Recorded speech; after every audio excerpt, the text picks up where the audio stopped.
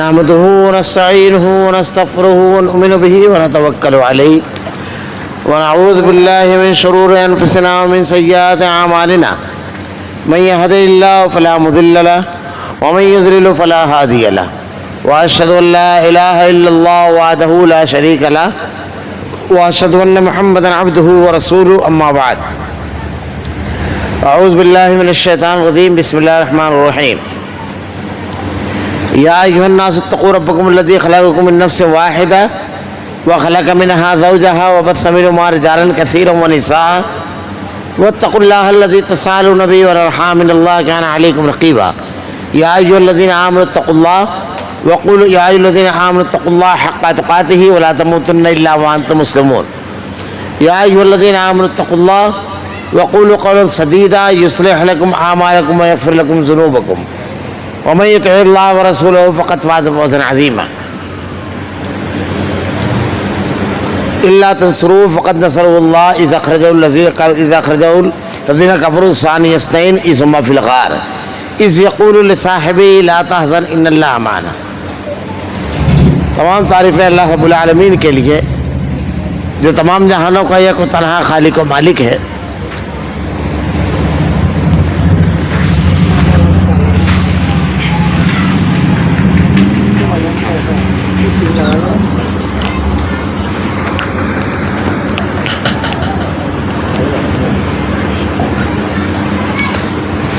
وقال والذين آمنوا وهاجروا وجاهدوا في سبيل الله والذين آووا ونصروا أولئك هم المؤمنون حقا لهم مغفرة ورزق کریم. تمام تعریفیں اللہ رب العالمین کے لیے جو تمام جہانوں کا یک و تنہا خالق و مالک ہے اور بے شمار درود و سلام اللہ کے آخری نبی حضرت محمد صلی اللہ علیہ وسلم پر. معزز حاضرین، اللہ رب العالمین نے بڑا فضل و کرم، انعام اور احسان ہم پر یہ کیا کہ ہماری زندگی کی تمام ضرورتوں کو پوری کیا.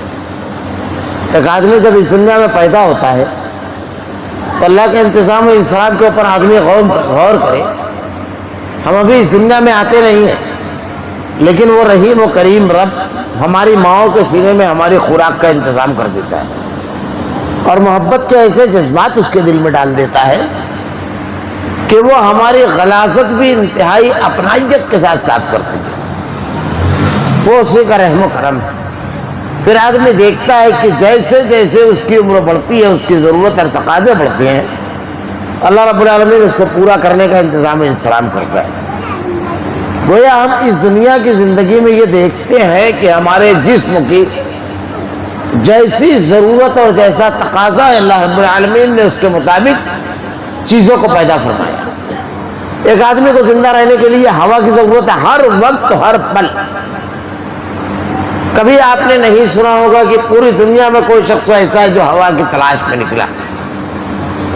صبح اللہ تعالیٰ ایسا چمکتا ہوا سورج اس زمین کے سامنے کر دیتا ہے کہ ہم اپنا کام بڑی آسانی کے ساتھ کر لیں، میں کسی دقت اور تکلیف کا سامنا نہیں. غور کرتے جائے آدمی، جیسے جیسے اللہ رب العالمین کے اس انتظام و انصرام پر غور کرتا ہے تو زبان سے نہیں دل سے یہ الفاظ نکلتے ہیں، الحمدللہ رب العالمین، ساری تعریف و توصیف، ساری بڑائی اور کبریائی، ساری حمد و ثنا اللہ تیرے لیے. اللہ رب العالمین نے جب اتنا زبردست انتظام اس دنیا کی زندگی جس کو انتہائی محدود زندگی کہا گیا، اللہ کے نبی صلی اللہ علیہ وسلم ارشاد فرماتے ہیں کہ امت محمدیہ کی اوسط ایوریج عمر جس کو ہم کہیں گے وہ 60 سے 65 سال ہے. اللہ یہ کہ بہت کم تعداد اس سے زیادہ جی لیتی ہے. کچھ لوگ ہوتے ہیں کہ اس سے کم ہی میں اس دنیا سے رخصت ہو جاتے ہیں. اللہ تعالیٰ ارشاد فرماتا ہے اس دنیا کی زندگی کے بارے میں، الذی خلق الموت والحیات لیبلوکم ایکم احسن عملا وہو العزیز الغفور. یہ موت و حیات اس لیے کہ اللہ تعالیٰ تمہیں آزمائے تم میں کون نیک اچھے عمل کرتا ہے. یہ آزمائش ہے. اللہ رب العالمین نے اس دنیا کی زندگی کے بارے میں آزمائش قرار دیا. اللہ کے نبی ارشاد فرماتے ہیں بڑی محدود زندگی ہے، لیکن ہم دیکھتے ہیں اتنا زبردست انتظام و انصاف اس دنیا کی زندگی گزارنے کے لیے ہمارے اللہ نے کیا ہے. اللہ تعالیٰ ارشاد فرماتا ہے کہ آخرت کی زندگی ہمیشہ ہمیش کی زندگی ہے. اصل کامیابی اور ناکامی کا معیار اللہ تعالیٰ نے اس کو قرار دیا. اللہ تعالیٰ ارشاد فرماتا ہے کل نفس ذائقۃ الموت، ہر نفس کو موت کا مزہ چکھنا ہے.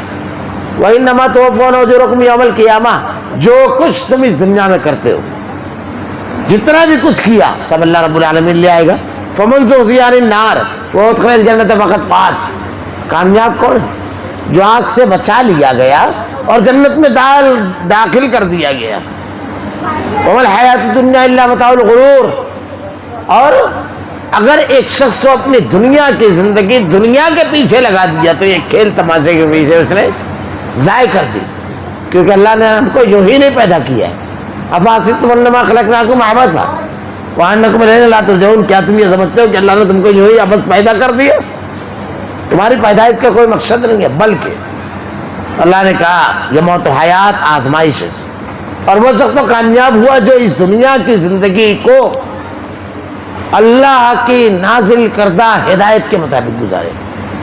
اللہ تعالیٰ نے جب حضرت آدم علیہ السلام کو آسمان سے اتارا، قُلْنَا اهْبِطُوا مِنْهَا جَمِيعًا فَإِمَّا يَأْتِيَنَّكُم مِّنِّي هُدًى فَمَن تَبِعَ هُدَايَ فَلَا خَوْفٌ عَلَيْهِمْ وَلَا هُمْ يَحْزَنُونَ.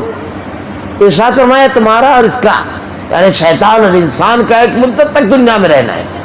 قُلْنَا اهْبِطُوا مِنْهَا جَمِيعًا فَإِمَّا يَأْتِيَنَّكُم مِّنِّي هُدًى فَمَن تَبِعَ هُدَايَ، آسمان سے میری ہدایت آئے گی، جو اس کی پیروی کرے گا اس کو نہ کوئی خوف ہوگا اور نہ غم. خوف کا تعلق ہمیشہ مستقبل سے ہوتا ہے اور غم کا تعلق ہمیشہ ماضی سے ہوتا ہے. قیامت کے روز جب آدمی کھڑا ہوگا تو یہ دونوں چیزیں ہر مجرم گنہگار کو ہوگی. زندگی جو کچھ اس نے کیا جب اللہ کی جناب میں کھڑا ہوگا تو ہائے کیا کہے گا؟ ہلک عنی سلطانیہ، ہائے میرا مال، ہائے میری سلطنت، کچھ کام نہیں آنے والی، کچھ بھی نہیں کام آیا، ساری چیزیں ضائع ہو گئی. تو اسے لگے گا پوری زندگی اس نے ضائع کر دی، مجرم اور گنہگار. تو غم رہے گا کہ دنیا کی ایک طویل مدت اللہ نے دی جنت کے حصول کا سامان اور جہنم سے بچنے کے لیے عمل کرنے کا، میں نے اس کو کوئی فائدہ نہیں اٹھایا. یہ غم اب سامنے جہنم کا عذاب دکھائی دے گا، اس کا خوف ہوگا. لیکن اہل ایمان کو یہ نہیں ہے. دنیا کی زندگی تو ہم نے ایسی گزاری کہ اللہ نے جتنی استطاعت توفیق دی، توانائی لگائی نیک کام کرنے میں. اور اللہ بڑا رحیم و کریم ہے. اللہ کا سچا وعدہ ہے کہ نیکوکار لوگوں کے لیے اللہ تعالیٰ نے جنت تیار کر رکھی ہے. اللہ رب العالمین نے یہ سچا وعدہ کیا ہے. ان کو کوئی خوف نہیں ہوگا، نہ غم نہ خوف. اہل ایمان اس خوف اور غم سے بچنے کا کیا طریقہ ہے؟ اللہ تعالیٰ کے شریعت، اللہ کے احکامات پر عمل کرنا، جو کچھ اللہ نے نازل کیا. زندگی کے ہر معاملے کو اپنے شریعت کے مطابق ڈھال لینا.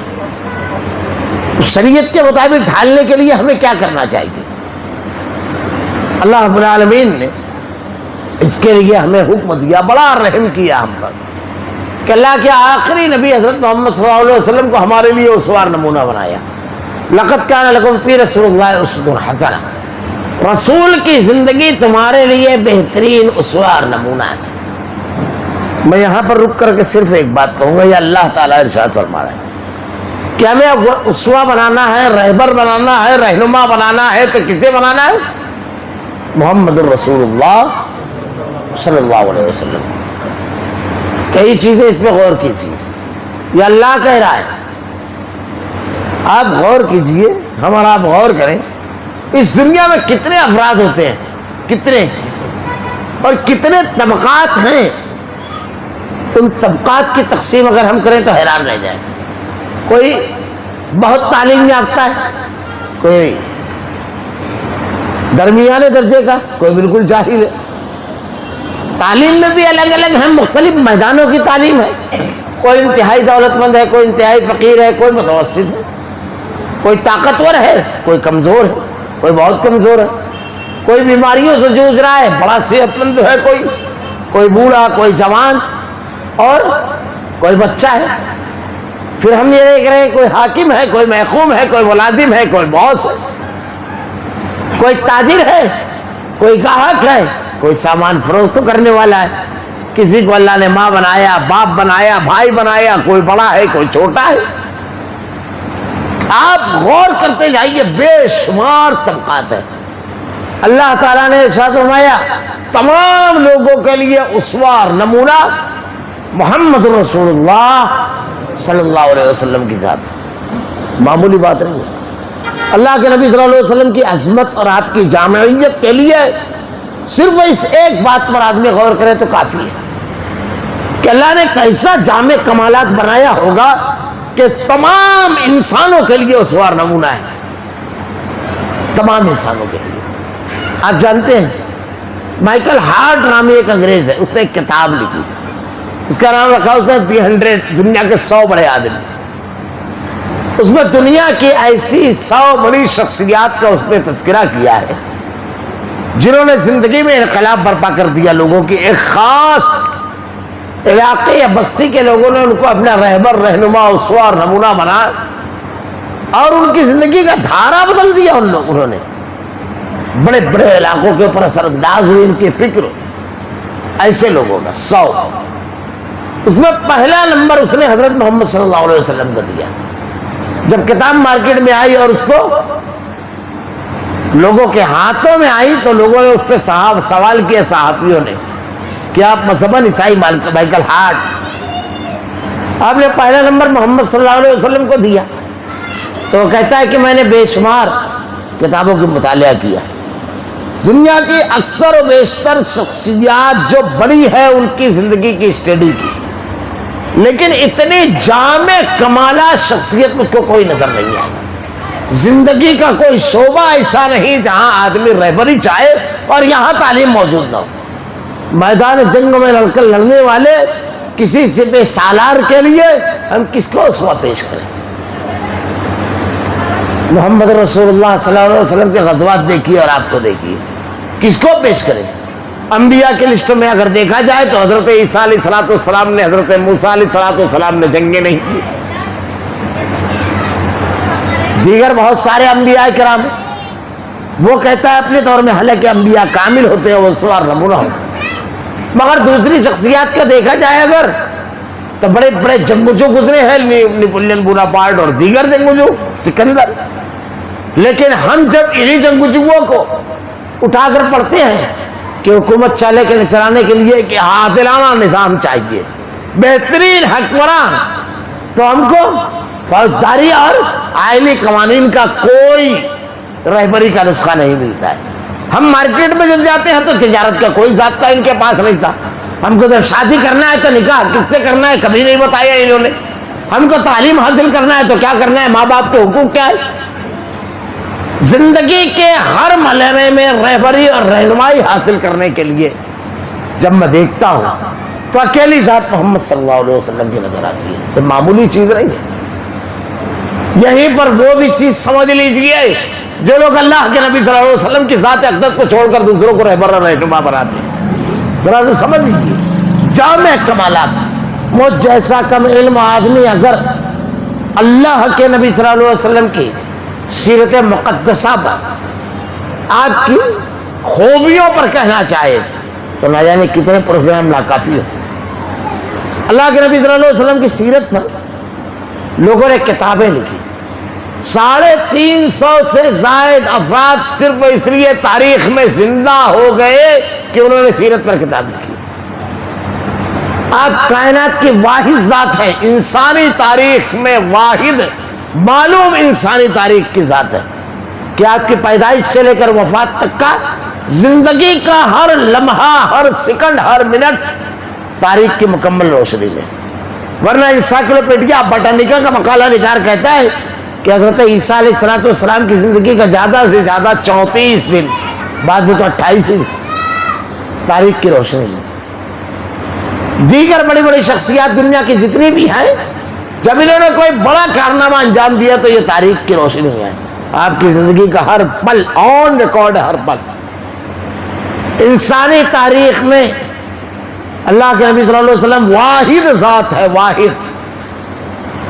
ایک بڑا مشہور جرمن مفکر کا جملہ ہے، معلوم انسانی تاریخ میں کوئی شخص اپنے قریبی لوگوں میں ہیرو بڑا نہیں رہا سوائے محمد صلی اللہ علیہ وسلم کے. کہ آپ کے جو جتنا قریب کیا وہ اتنا زیادہ آپ کے اوپر جانثار ہوا. یہ تنہا ذات ہے محمد صلی اللہ علیہ وسلم. اللہ کے نبی صلی اللہ علیہ وسلم کے بارے میں مولانا ابوالکلام آزاد رحمۃ اللہ علیہ کہتے ہیں 4 خوبیاں محمد صلی اللہ علیہ وسلم کے اندر ایسی ہے جو انسانی تاریخ میں ایک وقت میں کسی شخص میں جمع نہیں، اور وہ 4 خوبیاں پوری سیرت ہے، پوری سیرت. ورنہ آپ کی ذات اقدس صورت تیری معیار کمالات بنا کر دانستہ مصور نے قلم توڑ دیا. اللہ نے ایسا جامع کمالات بنایا تھا آپ کو. مولانا ابوالکلام آزاد رحمۃ اللہ علیہ کہتے ہیں 4 خوبیاں، ان خوبیوں کی خاص بات کیا ہے؟ بالکل ایک دوسرے کی ضد ہے. اللہ کے نبی کی پوری سیرت دی ہے. کیا ہے؟ پہلی خوبی بیان کی مظلومی میں صبر. آپ کی پوری مکی زندگی دیکھی جائے گی. ہمارا عنوان ہجرت کا جو ہے وہ اسی سے لگ کر چلے گا. یہ تو میں کچھ باتیں عرض کر رہا ہوں. مکی زندگی دیکھ چاہیے مظلومی میں صبر. ظلم کی انتہا سے مشرکین مکہ گزرے، لیکن آپ کی زبان پہ کبھی گلے شکوے کا آہو بکا یہ سب آپ نے نہیں کی. صبر کیا. کتنا ظلم کیا آپ کے ساتھ. 18 مرتبہ آپ کو قتل کرنے کی کوشش کی. آپ کا سماجی بائیکاٹ کیا، معاشی بائیکاٹ کیا. سنگین ترین الزامات لگائے آپ کے اوپر. شیخ ابی طالب کے واقعہ بیان کرتے ہوئے بیان کرتے ہیں کہ ماں کے سینے میں دودھ خشک ہو گئے. 3 سال کا سماجی بائیکاٹ، معاشی بائیکاٹ کیا. بچے جب بلبلا کر روتے کھاٹی میں تو مشرکین کے کلیجے کانپ جاتے. ایک صحابی کہتے ہیں مجھ کو بھوک بڑی شدید لگی تھی، تلاش کرنے نکلا. صحابہ کرام نے درختوں کے پتے کھا کر کے وقت گزارا صرف توحید کی وجہ. اللہ کے نبی صلی اللہ علیہ وسلم کے جو ساتھی تھے ایک صحابی کہتے ہیں میں تلاش میں نکلا کھانے کی، مجھ کو کچھ نہیں ملا. چمڑے کا ایک ٹکڑا نظر آیا، میں نے اسی کو آگ پر بھونا اور کھایا. کچھ نہیں تھا کھانے کے لیے. چاول کے ایک ایک دانے اور روٹی کے ایک ایک لقمے کے لیے ترسایا گیا. مظالم کی انتہا، لیکن آپ نے صبر کیا، گلا شکوہ نہیں کیا. زبان اقدس پر کبھی کوئی ایسی بات نہیں آئی. کبھی آپ نماز کی حالت میں آپ کے سر پر اوش ڈال دی گئی. کبھی عقبہ بن ابی معیط نے آپ کی گردن میں کپڑا ڈال کر کے اتنا زیادہ کسا کہ آنکھیں اگل پڑی. اللہ کے نبی صلی اللہ علیہ وسلم کی زبان اقدس پر جملہ نہیں. پڑھیے سیرت. پہلی خوبی مظلومی میں صبر. اتنے مظالم پر کوئی ایک جملہ شکوے کا نہیں نکالنا. تاریخ نہیں بتاتی کسی کو. اور دوسری صفت بالکل اس کے خلاف مقابلے میں عزم. اگر کوئی آدمی مستقل صبر کرنے والا ہوتا ہے تو مقابلے کی خوبی، مقابلے کی صلاحیت اس کی بالکل کمزور ہو جاتی ہے. اللہ کے نبی صلی اللہ علیہ وسلم کی سیرت پڑھیے. مقابلے میں عزم. آپ انتہائی بہادر اور جری تھے، انتہائی. صحابہ کہتے ہیں جنگ جب اپنے شباب پر ہوتی تو ہم اللہ کے نبی کے سائے میں پناہ لیتے تھے. بالکل متضاد ہے. غزوہ احد میں، حنین میں اللہ کے نبی صلی اللہ علیہ وسلم کی زبان اقدس سے نکلے ہوئے وہ جملے یاد کریں کہ طائف کے جو لوگ تھے بڑے زبردست تیر انداز تھے. جب اللہ کے نبی نے اور صحابہ نے حملہ کیا تو قبیلے کے جو لوگ تھے، قبیلہ بنو ثقیف، پہاڑیوں میں چھپ کر بیٹھے تیروں کی ایسی بارش کی. خالد بن ولید رضی اللہ تعالیٰ عنہ کے تیر لگا، آپ بے ہوش ہو گئے. صحابہ کے قدم اکھڑ گئے. تاریخ بڑھ گئی. اور اس کے بعد اب دیکھیے کہ اللہ کے نبی بالکل اکیلے میدان میں رہ گئے. اکیلے. آپ اس وقت اپنی زبان اقدس سے ایک جملہ ادا کرتے ہیں انا النبی لا کذب انا ابن عبد المطلب. لوگوں جان لو میں نبی ہوں جو کہ جھوٹا نہیں، اور میں عبد المطلب کی اولاد ہوں. جنگ کے میدان میں مقابلے کے وقت اپنے قدموں کو ہم پیچھے کی طرف حرکت نہیں دیتے.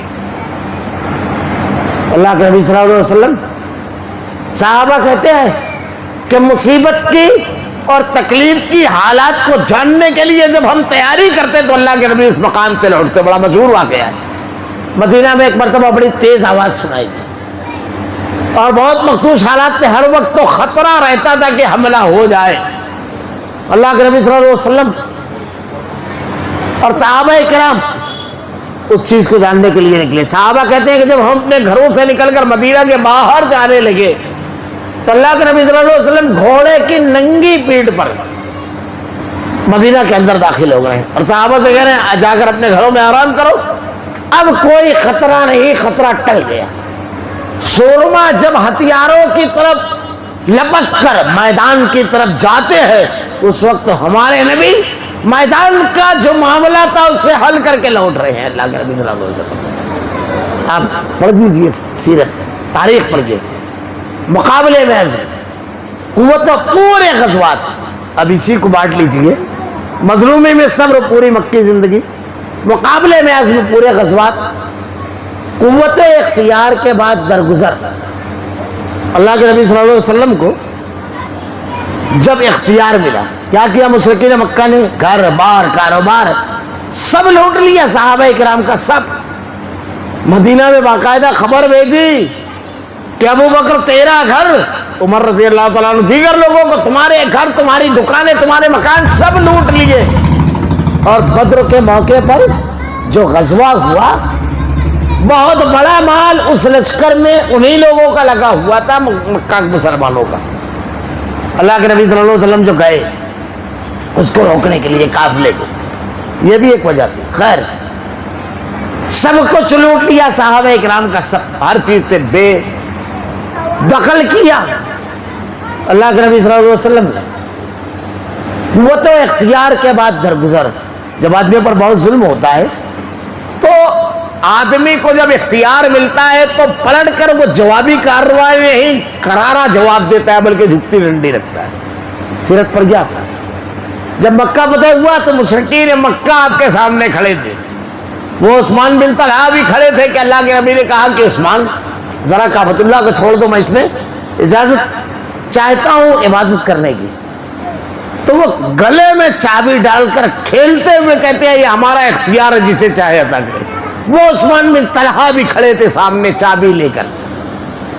کیا فرمایا اللہ کے نبی نے؟ وہ مجرمین جو تلواریں لے کر آپ کے دروازے پر بیٹھے تھے, جنہوں نے صحابہ کرام کو بدن کے کپڑے پر ہجرت کرنے پر مشہور ہیں. بلکہ عبداللہ ذو البجاتین کا واقعہ دیکھیے, بالکل براہنہ کر کے گھر سے نکالے گئے. آدمی بیان کرتا ہے تو بیان نہیں کر جاتا ہے, کر پاتا. جب ایمان قبول کیا تو آپ نے چچا کے پاس جا کر کہا تو چچا کہتے ہیں جانتے ہو اس کا انجام معلوم ہے؟ کہا ہاں. کہا یہ کپڑے بھی میرے ہیں. کہا جانتا ہوں. پورے کپڑے اتار لیے عبداللہ ذو البجاتین کے, اپنی شرمگاہ کو اپنے ہاتھوں سے چھپا کر اپنی والدہ محترمہ کے پاس گئے. تصور کیجئے جوان بیٹا اپنی ماں کے پاس صرف عقیدے اور دین کے لیے, اور امی سے کہتے ہیں, والدہ نے جب دیکھا تو کہا بیٹا یہ کیا ہے؟ عبداللہ ذو البجاتین کہتے ہیں کہ امی چچا نے پورے کپڑے اتار لیے, تھوڑا سا ایک کپڑا ٹکڑا دیجئے کپڑے کا تاکہ میں اپنی شرمگاہ کو ڈھانپ سکوں. تھوڑا سا ایک کپڑا مستعار لیا اور اس سے اپنی شرمگاہ ڈھانپی, اور اسی حالت میں صبر کرتے ہوئے پیدل مدینہ پہنچے. انہی کا واقعہ ہے. قرآن زور سے پڑھ رہے تھے, کچھ لوگ سو رہے تھے, کسی نے روکا. اللہ کے نبی کہتے ہیں عبداللہ کو نہ روکو کہ اس کے تو کپڑے بھی اتار لیے تھے. اور انہی کا واقعہ ہے کہ جب ان کو قبر میں اتارا گیا تو اللہ کے نبی صلی اللہ علیہ وسلم نے ان کے لیے دعا جو کی تھی, تبوک سے واپسی میں ان کی وفات ہوئی بخار کی حالت میں. تو حضرت ابو بکر عمر رضی اللہ تعالیٰ عنہ کہتے ہیں کہ ہم یہ سوچتے تھے کاش عبداللہ کی جگہ ہمارا لاشا ہوتا. جب آپ نے رات کے وقت ان کو قبر میں اتارا تو ابو بکر عمر رضی اللہ تعالیٰ عنہ دائیں بائیں کھڑے ہوئے, اور اللہ کے نبی کی زبان اقدس سے جملے نکلتے ہیں کہ اللہ عبداللہ سے تیرا رسول راضی ہو گیا, اللہ تو بھی راضی ہو جا رب العالمین. اللہ عبداللہ کی مغفرت فرما رب العالمین، اللہ اس کو بخش دے رب العالمین۔ آپ کی آنکھوں سے آنسو جاری ہے اور آپ لاشیں کو سیدھا کرنے اور یہ دعائیہ الفاظ ادا کر رہے ہیں۔ حضرت ابوبکر عمر رضی اللہ تعالیٰ عنہ کہتے ہیں کاش جس طرح آپ نے دعا مانگی ہمارا لاشا ہوتا۔ ایسے مظالم کرنے والی قوم جب مجرم کی طرح آپ کے سامنے آئے تو آپ نے کیا کیا؟ لا تثریب علیکم اليوم انتم الطلقاء، سب کو معاف کر دیا، سب کو قوت اختیار کے بعد درگزر، معاملات میں راست بازی، جس کا سب چھین لیا گیا، جب مظالم کی انتہاؤں سے گزرا، جب محروم کیا گیا، مخالفتوں کے طوفان سے گزرا۔ شیخ ابی طالب میں 3 سال سماجی بائیکاٹ، معاشی بائیکاٹ، سب کچھ ہوا معاملات میں، جس سے کبھی سیدھا معاملہ نہیں کیا گیا۔ ساحر کہا گیا، جادوگر کہا گیا، جس کے اوپر ایمان لانے والوں کی دکان اور مکانوں کو لوٹ دیا گیا، معاملات میں راستہ بازی۔ اللہ کے نبی کی پوری سیرت میں ایک واقعہ کوئی شخص نہیں بیان کر سکتا، کوئی معاملے میں آپ نے درست انداز میں اختیار کیا ہو۔ بے شمار واقعات ہیں، بے شمار۔ زید بن ثانہ رضی اللہ تعالیٰ عنہ یہ یہودی سے مسلمان ہوئے، اللہ کے نبی کے پاس آ کر کے آپ کی گریبان پکڑ لیا اور کہا تم آل بنی ہاشم کبھی زبان کی پابندی نہیں کرتے اور وقت پر معاملہ نہیں کرتے، لائیے میرا بقایا۔ حضرت عمر رضی اللہ تعالیٰ عنہ نے جب یہ منظر دیکھا، آپ نے زید بن ثانہ رضی اللہ تعالیٰ عنہ کا گریبان پکڑ دیا اور کہا اللہ کے نبی حکم دیجیے، ابھی اس کی سمجھ میں آ جائے گا کیا کیا اس نے۔ بس ایک لمحے کی دیر، اللہ کے نبی نے یہ دیکھیے سیرت ہے، یہ اللہ کے نبی صلی اللہ علیہ وسلم کی سیرت پورا دین۔ میں صرف تمہیداً کچھ باتیں کہہ رہا ہوں کہ اللہ کے نبی اسوہ اور نمونہ اللہ کے نبی ہی کو کیوں بنایا، یہ معمولی چیز نہیں ہے، وہ کامل ذات تھی، ہم جسے بنائیں گے وہ ناقص، رب العالمین نے اسے طے کیا، وہ چیزوں کی کامل تخلیق کرتا ہے، وہ رب العالمین اس نے اسے بنایا، معمولی بات نہیں ہے۔ خیر، حضرت عمر رضی اللہ تعالیٰ عنہ آپ نے کس انداز میں نصیحت کی ہے سیرت۔ حضرت عمر رضی اللہ تعالیٰ عنہ سے اللہ کے نبی صلی اللہ علیہ وسلم نے کہا رک جاؤ۔ آپ نے زید بن ثانہ سے کہا کہ میرے اور تمہارے درمیان جو معاہدہ تھا اس میں تو ابھی 2 دن باقی ہے، بعض میں 1 3، تم ذرا جلدی آ گئے۔ تو وہ کہتے ہیں ہاں برابر بات۔ اس کے بعد آپ نے حضرت عمر رضی اللہ تعالیٰ عنہ سے کہا کہ تم کو اس سے بہتر کام کرنا چاہیے، مجھ کو کہنا چاہیے کہ تم کو ان کا مطالبہ پورا کر دینا چاہیے وقت پر، اور ان کو کہنا چاہیے کہ نرمی کے ساتھ مطالبہ کرو، یہ دونوں کے ساتھ خیر۔ دیکھیے یہ تربیت اللہ کے نبی کر رہے ہیں اپنے صحابی کی۔ آج ہماری حمایت میں کوئی بول دیتا ہے تو بس ہمارے لیے وہ بات کافی ہوتی ہے، صحیح ہے غلط ہے اس سے ہم کو کوئی غرض نہیں۔ اس کے بعد آپ نے حضرت عمر رضی اللہ تعالیٰ عنہ کو حکم دیا ان کو اتنی کھجوریں 2 ساع غالباً کھجوریں زیادہ دینا، تم نے ان کا دل دکھایا۔ حضرت عمر رضی اللہ تعالیٰ عنہ سے حضرت زید بن ثانہ کہتے ہیں کہ عمر کیا سمجھ رہے تھے، میں جان بوجھ کر یہ حرکت کر رہا تھا؟ اصل میں ہم نے اپنی کتابوں میں پڑھا ہے کہ آخری نبی جو ہوگا انتہائی اعلیٰ اخلاق کا حامل ہوگا، لوگ اس کے ساتھ اپنی بدتمیزی بڑھائیں گے، وہ اخلاق کی بلندیوں پر بڑھتا چلا جائے گا۔ میں اپنی بدتمیزی بڑھا رہا تھا اور محمد رسول اللہ اخلاق کی بلندیوں پر چڑھتے جا رہے تھے۔ میں گواہی دیتا ہوں کہ آپ اللہ کے آخری نبی ہیں، اسی کے لیے میں آیا تھا۔ زید بن ثانہ، آپ کی پوری زندگی ایک شخص مشرکین مکہ جو آپ کو تلواریں لے کر قتل کرنے کے لیے بیٹھے، انہوں نے کہا صادق و امین۔ جب آپ حجر اسود کے نکاح کے لیے پہنچے مسجد حرام تو کہا صادق اور امین۔ ان کا اعتراف تھا ہماری نسلوں میں اخلاق کا ایسا کامل مجسم نمونہ نہیں دیکھا ہماری نسلوں نے اللہ کے نبی صلی اللہ علیہ وسلم کے بارے میں۔ تو غور کریے، مظلومی میں صبر اور مقابلے میں عزم، قوت اختیار کے بعد درگزر اور معاملات میں راستہ بازی. یہ 4 خوبیاں انسانی تاریخ میں کسی بھی شخص ایک وقت میں جمع نہیں, معمولی چیز نہیں ہے. الگ الگ پہلو سے لوگوں نے سیرت پر لکھا ہے. اللہ کے نبی کی سیرت کے ہر پہلو پر لکھا گیا. کسی نے منظوم لکھا, کسی نے کوئی نقطہ ہی نہیں لکھا اور پوری کتاب لکھ دی ہادی عالم. کوئی نقطہ نہیں ہے اس کتاب میں, پڑھتی جائے گی. 350 سے زائد افراد اس لیے صرف زندہ رہ گئے, تاریخ میں بڑی شخصیت بنے کہ انہوں نے سیرت پر کتابیں لکھی ہیں. اللہ کے نبی صلی اللہ علیہ وسلم کو کیسا بنایا ہوگا اللہ تعالیٰ نے. میں اکثر ایک مثال دیتا ہوں, بس یہاں سے میں بالکل اپنے ہستے پر عثمان پر آ جاؤں گا تاکہ وقت کی تنگی کا شکوہ نہ رہے. اللہ کے نبی صلی اللہ علیہ وسلم کو اللہ نے کیسا بنایا. اللہ کیسی چیزوں کی تخلیق کرتا ہے, کیسی چیزوں کو بناتا ہے. اللہ رب العالمین نے ہر چیز کو بہترین بنایا. ہم انسانوں کو اللہ تعالیٰ ارشاد فرماتا ہے لقد خلقنا الانسان فی احسن تقویم, ہم نے تم کو بہترین سانچے میں ڈالا. ہر چیز جو اللہ نے بنائی ہے ماڈل کے اعتبار سے حد کمال کو پہنچی ہوئی ہے. جو ماڈل ہے اس کا اب اس سے اچھا ماڈل بنایا نہیں جا سکتا. درخت, گھاس, جس چیز پر آپ غور کیجئے اللہ رب العالمین کیسے چیزوں کو تخلیق کرتا ہے. جانوروں, انسانوں, کھانے پینے کی اشیاء, ہر چیز پر. آج دنیا کے اندر آپ دیکھیے سائنس تو کہتی ہے دنیا کی ہر مشین انکمپلیٹ ہے. آنے والا وقتوں میں لوگ تحقیق کر کے اس کے اندر اضافہ کر کے اس میں مزید خوبیاں ڈال کر کے اور اس کی خرابیوں کو کم کریں. اس لیے ہر سال کا ماڈل الگ ہوتا ہے. انسان اپنی تخلیق پر متوجہ نہیں ہے, لیکن اللہ نے حضرت آدم علیہ السلام کو بنایا. آج تک دنیا میں کوئی انسان آپ کو ایسا ملا جو یہ کہے ایک ہاتھ آگے ایک پیچھے رہنا چاہیے تھا. یہ جو ناک ہے یہ بالکل چہرے کے بیچ میں اس کو ذرا سا سائڈ میں ہونا چاہیے. آپ کو کوئی ملا؟ یہ اللہ کی تخلیق ہے.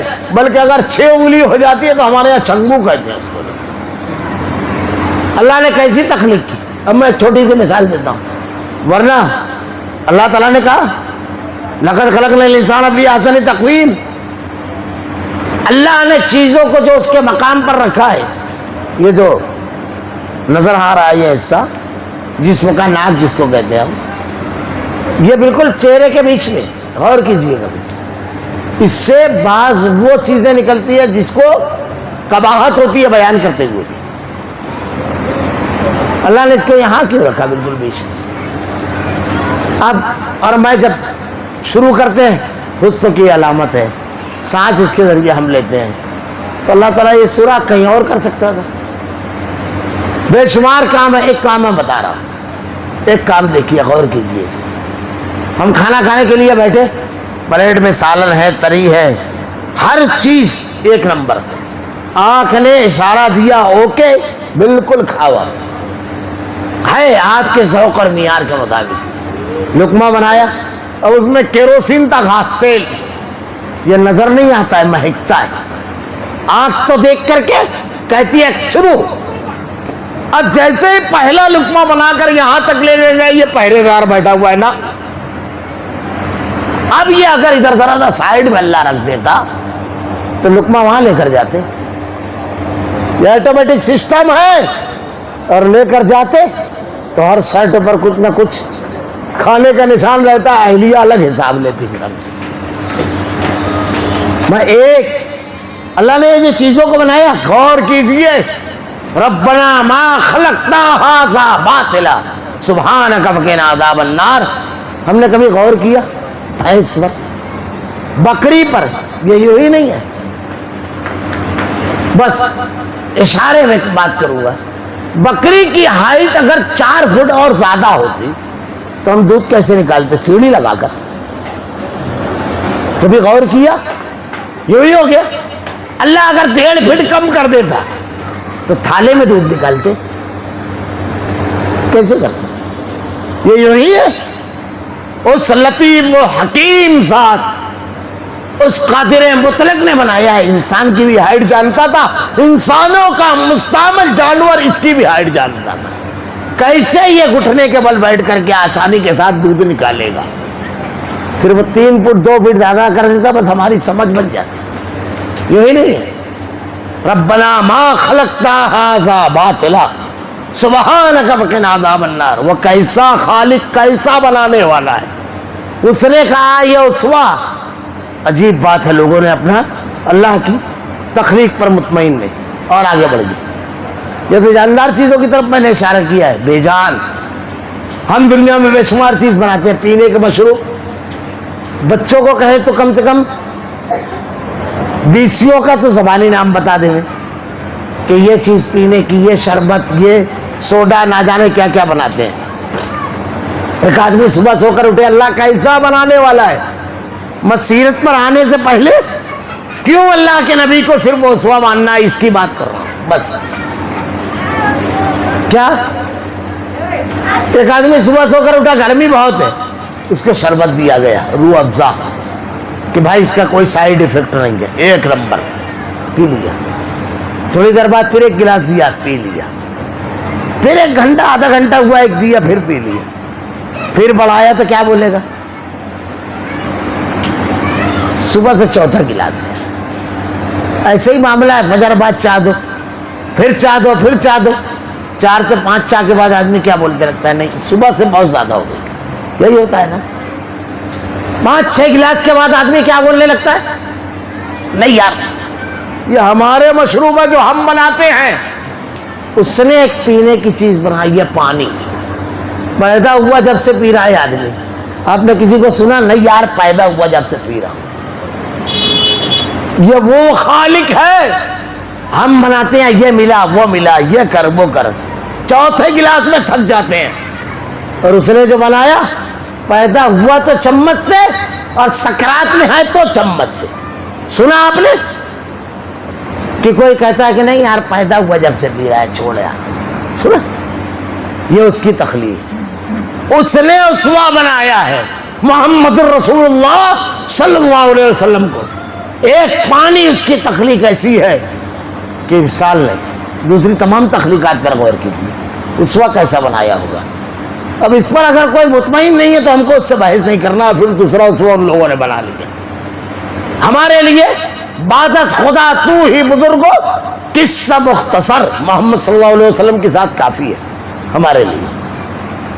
اللہ رب العالمین نے کہا اسوا اور نمونہ، مجھ کے جو عنوان دیا گیا اختصار کے ساتھ میں اس پر بات کروں گا، ورنہ اللہ کے نبی کی سیرت کے کچھ پہلوؤں پر اگر گفتگو کی جائے کہ آپ کی ذہانت، آپ کا سیاسی تدبر، آپ کی گفتگو، آپ کا اخلاق، آپ کے لوگوں سے معاملات، آپ کی نصیحت اور عبرت کی گفتگو، آپ کا انداز تکلم، آپ کی اصلاح معاشرہ کی کوششیں، آپ کا لوگوں کے درمیان رابطہ اور رویہ، آپ کی گھریلو زندگی، آپ کی بازاری زندگی، آپ کی مجلسوں میں رہنے والے اوقات، آپ کی تنہائی، آپ کی بیوی کے معاملات، آپ کے بچوں کے حقوق، آپ کے دوستوں کے حقوق، عام مسلمانوں کے ساتھ آپ کا رویہ، آپ کے معاملات، آپ کی داخلہ اور خارجہ پالیسی، آپ کے حکومتی اقدامات، عام لوگوں اور کمزوروں کے سلسلے میں آپ کے احکامات، طاقتور لوگوں کو ظلم سے روکنے، مالداروں کو مال صحیح خرچ کرنے کی گائیڈ لائن، غربا اور مساکین میں خودداری اور حمیت پیدا کرنے والے جذبات، نیکی کو پروان چڑھانے والے جذبات کو پش کرنا، برائی اور گناہ سے نکنے کے وہ نسخے اللہ کے نبی نے بیان فرمائے ہیں۔ کسی ایک طرف اگر جائیں تو پوری گفتگو وہیں رک جائے۔ ایک پہلو پر اللہ نے ایسا جامع کمالات بنایا ہے، بہت ساری چیزیں آپ کو اللہ نے جوامع الکلم بنایا۔ مجھ کو جو عنوان دیا گیا ہجرت مدینہ، اللہ کے نبی نے جو مکہ سے مدینہ ہجرت کی، میں کہتا ہوں کہ اگر مسلمان، بڑی افسوس کی بات ہے، وہ قوم جسے اللہ نے ایسا رہبر اور رہنما عطا کیا کہ پوری دنیا کی رہبری اور رہنمائی کے لیے کافی ہو جائے۔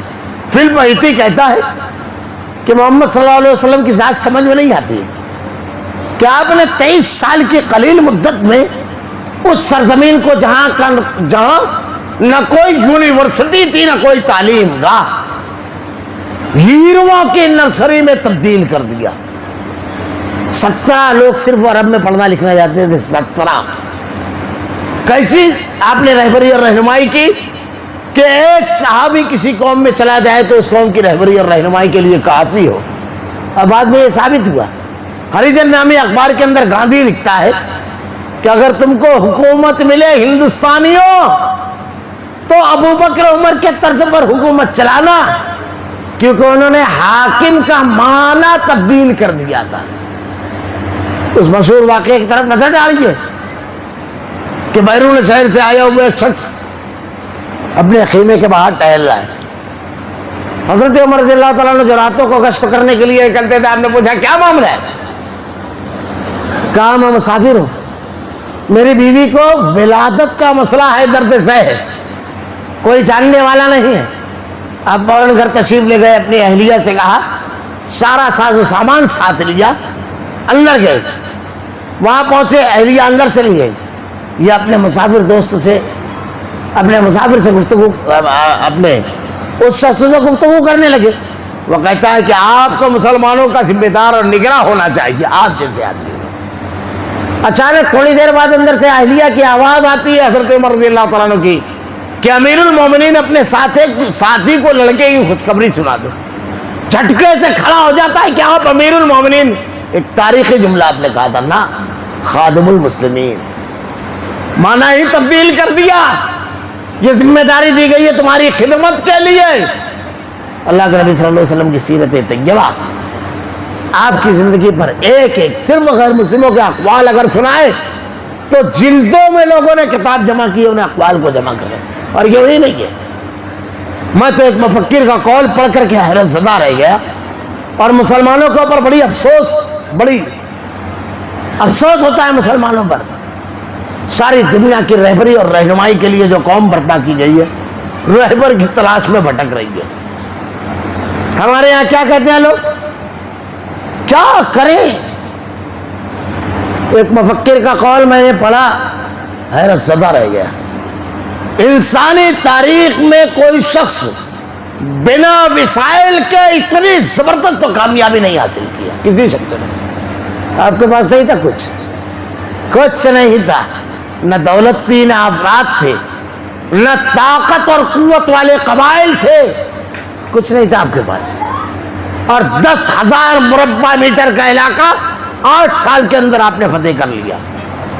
جب آپ اٹھے تو 10 سال کی طویل مدت میں 1 لاکھ سے زائد آپ کے ایک اشارے پر جان قربان کرنے والوں کا جم غفیر تھا حجۃ الوداع کے موقع پر۔ اللہ کے نبی کی قیادت اور سیادت، کچھ نہیں تھا آپ کے پاس۔ یہ شکوہ وہ کرے جن کا رہبر بنا وسائل کے کچھ نہیں کر سکتا۔ ہم کو تو اللہ نے ایسا رہبر دیا ہے، کبھی ایک مرتبہ اللہ توفیق دے تو سیرت پڑھ گئے، جو تو موجودہ حالات ہیں، غزوہ احزاب پڑھ گئے، خوف نفسیات کی جنگ چل رہی ہے، سیرت پڑھ جائیے، سیرت۔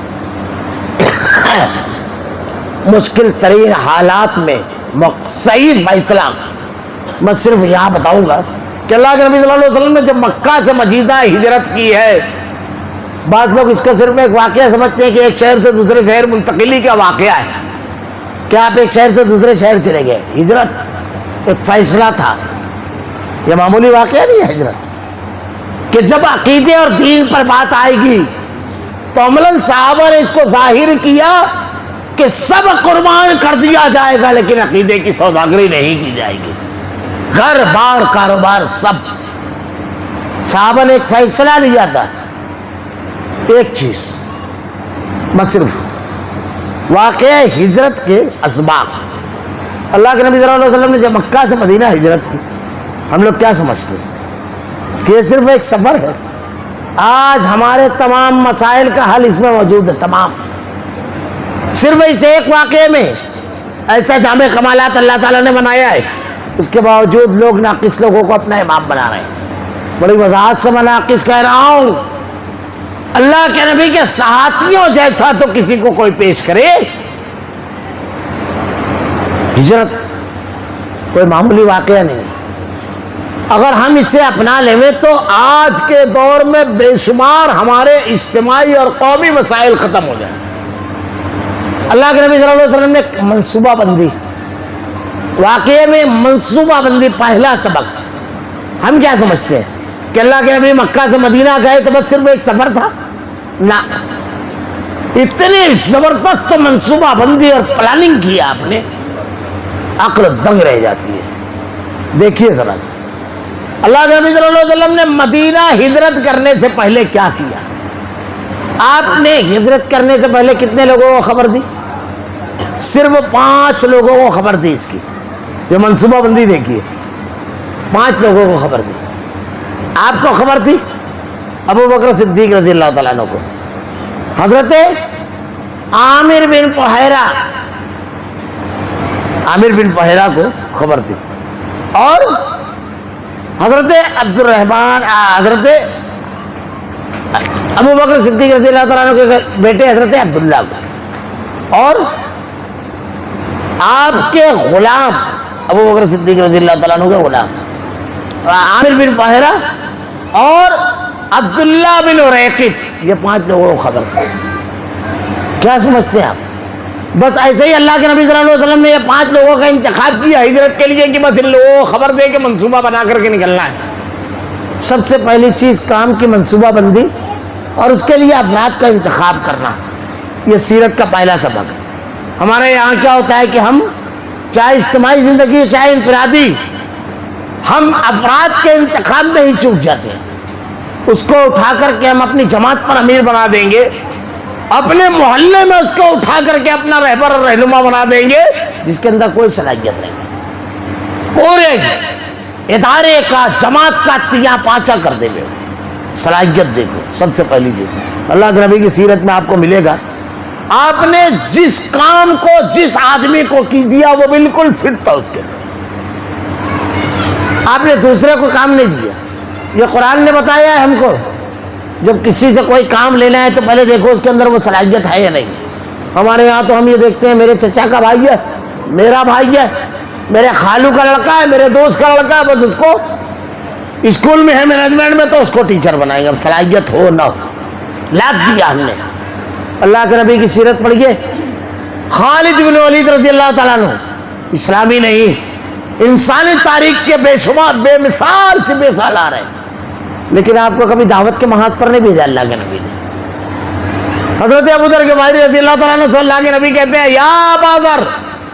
حالانکہ آپ کی خوبی کیا تھی کہ اللہ کے نبی کہتے ہیں سورج مشرق کی بجائے مغرب سے اگر نکل جائے دنیا بھی کی مثال نہیں پیش کر سکتی. لیکن اس کے بعد کہا کہ اے ابو ذر اگر 3 رہنا تو امیر نہ بننا. تمہارے اندر یہ صلاحیت نہیں ہے، یہ معمولی چیز نہیں ہے. امیر سب کو لے کر چلے جوڑے. ہمارے یہاں لاد دیا جاتا ہے قوم کے اوپر. حضرت مصعب بن عمیر بقری کہا جاتا ہے ایسے بھائی کہ اللہ کے نبی کے مدینہ پہنچنے سے پہلے ہر گھر میں اسلام پہنچا دیا. آپ کو بھیجا ہجرت کر کے مدینہ. ایگزیکٹ آدمی کا انتخاب. تو یہ جو 5 آدمیوں کو چنا یہ ایسے ہی نہیں. ہمارے یہاں تو گھر میں بھی ایسا ہوتا ہے کہ ایک آدمی کو 5 بیٹے ہیں. اب ایک بیٹا بڑا فرما بردار ہے، ابا سارا کاروبار اس کو دے دیتے ہیں، جبکہ کاروبار میں چالاک نہیں ہوتا ہے. وہ چالاک دوسرا ہوتا ہے جو تھوڑا سا کھٹا مٹھا ہے اس کا معاملہ، وہ رہتا ہے چالاک. لیکن اب ہماری محبت تو اس کے ساتھ نہیں، ہمارا فرما بردار ہے. نتیجہ یہ ہے کہ کاروبار تباہ ہو جاتا ہے، لڑکا بھی ضائع ہو جاتا ہے. ایگزیکٹ آدمی. یہ 5 آدمیوں کا انتخاب کیوں کیا؟ ہم اتنے لمبے لمبے منصوبے اپنی جماعتوں کے لیے قوم کے لیے بتاتے ہیں، بناتے ہیں، کام بناتے ہیں، لیکن کوئی پلاننگ اور منصوبہ بندی کرتے ہیں؟ اللہ کے نبی کی منصوبہ بندی دیکھیے. سیرت یہ ہے. جب آپ نے 5 آدمیوں کا انتخاب کیا، یہی نہیں، سب سے پہلی چیز عبداللہ بن ریقت. یہ مسلمان نہیں تھے، اسلام نہیں لائے تھے. ان کو 2 دن پہلے 2 اٹھنیاں لے جا کر دے دی گئی کہ آپ کو ہم کو مدینہ لے چلنا ہے، اور وہ بھی نئے راستے سے. رازداری برتنا ہے. چند درہم میں سودا ہوا، اتنا درہم دیں گے، آپ راستہ بتائیں گے.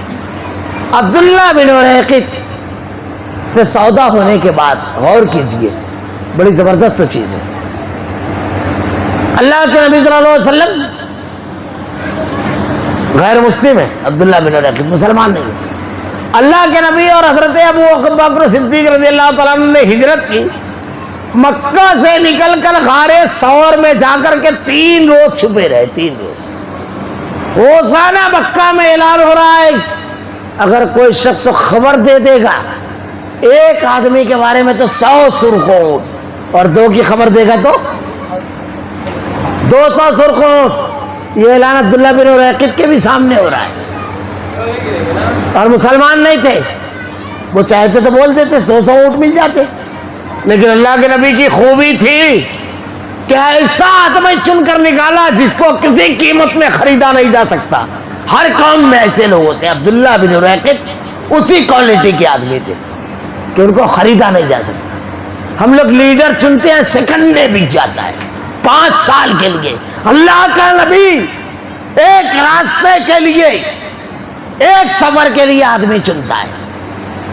پورا مکہ مل کر ان کو خرید نہیں سکا. ہم اس نبی کو ماننے والے, ہم لوگ لیڈر چنتے ہیں, ارے وہ ہمارے سمبند کا ہے, نہیں تو وہ آ جائے. آپ چنیے.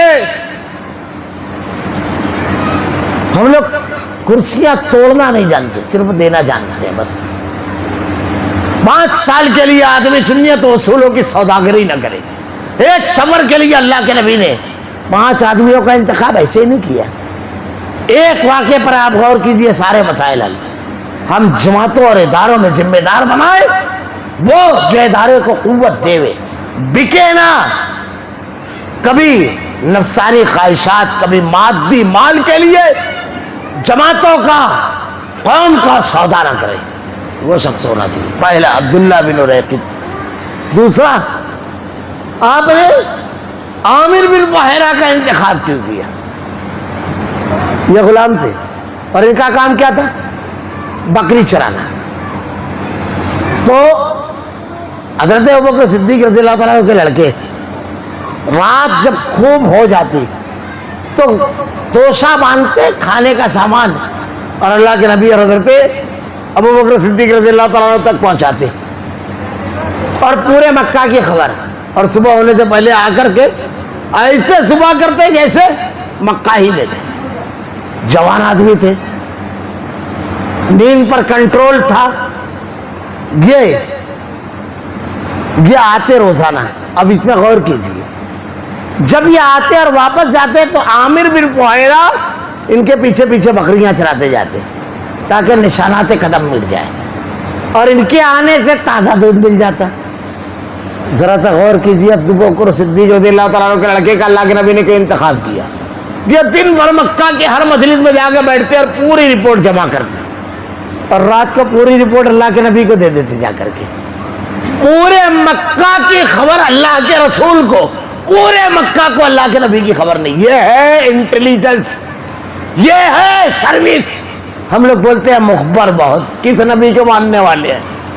پورے مکہ کی خبر اللہ کے رسول کو, اور اللہ کے رسول اور ابوبکر کی خبر. کون لوگ تھے یہ مکہ کے؟ ہجرت پڑھیے, واقعات. اللہ کے نبی اسوار نمونہ اللہ نے یوں نہیں برقرار دیا, اللہ نے ایسا کامل بنایا اور آگے بڑھ گئے. اور اب اللہ کے نبی صلی اللہ علیہ وسلم نے عامر بن بحیرہ کو کیوں رکھا غلام؟ اس کی کیا ضرورت؟ ان کی ضرورت, اللہ کے رسول کا سابقہ عام لوگوں سے نہیں تھا, بڑے ذہین لوگ تھے. وہ کون لوگ تھے جانتے ہیں؟ بدر کے موقع پر جب اللہ کے نبی قافلہ روکنے کے لیے نکلے تو آپ کو معلوم ہے ابو سفیان جو اس وقت تک ایمان نہیں لائے تھے, اس کے قافلہ کے سالار تھے, ان کو خبر لگ گئی, راستہ تبدیل کیا. اس میں ایک واقعہ ملتا ہے کہ ایک مقام پر ابو سفیان نے قافلے کو روکا اور مزرعہ جا کر کے دیکھ لوں, تحقیق کر لوں کہ کیا صورت حال ہے. تو ایک مقام پر جب گئے تو لوگوں سے پوچھا کچھ نئی چیز ہوئی؟ کہا ہاں. کیا کہا 2 لوگ ابھی اونٹ اٹھا کر یہاں سے گئے ہیں. تو ابو سفیان نے کہا اس مقام سے. فوراً گھوڑے سے اترے. آپ کے ہاتھ میں ایک لکڑی تھی, اس لکڑی سے اونٹ کی مینگنی توڑی، اونٹ کا جو گوبر ہوتا ہے اس کو توڑا، جھٹکے سے کھڑے ہوئے اور کہا جلدی چلو، یہ مدینہ کے اونٹ ہیں۔ کیسے اندازہ لگایا تھا؟ مدینہ کے لوگ اپنے اونٹوں کے چارے میں کھجور کی گٹھلی کوٹ کر کے کھلایا کرتے تھے، وہ مینگنی میں آ گئی۔ اللہ کے نبی کا سابقہ ایسی قوم سے تھا جو اونٹ کی مینگنی دیکھ کر سوار کا ایڈریس دیتی تھی، سوار کا پتہ دیتی تھی، ایسے ویسوں سے نہیں تھا۔ ہمارا تو اتنے ذہین لوگوں سے بدھو لوگوں سے معاملہ ہے ہمارا۔ اور وہ قوم، اب اللہ کے نبی عامر بن بحیرہ کو کیوں رکھتے تھے؟ اس لیے کہ پیچھے پیچھے بکریاں چرا کر کے نشانات قدم مٹا دے ہوئے۔ 5 لوگوں کا انتخاب۔ اب یہ تو 3 لوگ ہوئے، ابو بکر صدیق رضی اللہ تعالیٰ عنہ۔ آپ غور کرتے جائیے واقعہ ہجرت کے اسباق۔ میں بہت اختصار کے ساتھ بہت ساری چیزیں چھوڑ رہا ہوں، سیرت پڑھیے، سیرت کے انداز میں پڑھیے۔ ہمارے مسائل، ہمارے تمام معاملات میں رہبری اور رہنمائی کرنے والی ذات اللہ نے بنائی ہے، محمد رسول اللہ کو، کامل ذات۔ یہیں سے اسوہ رسول اور اتباع سنت بھی طے ہو جاتا ہے۔ خیر، اللہ کے نبی صلی اللہ علیہ وسلم نے ابو بکر صدیق رضی اللہ تعالیٰ عنہ کا انتخاب کیا، یہ 4 آدمی۔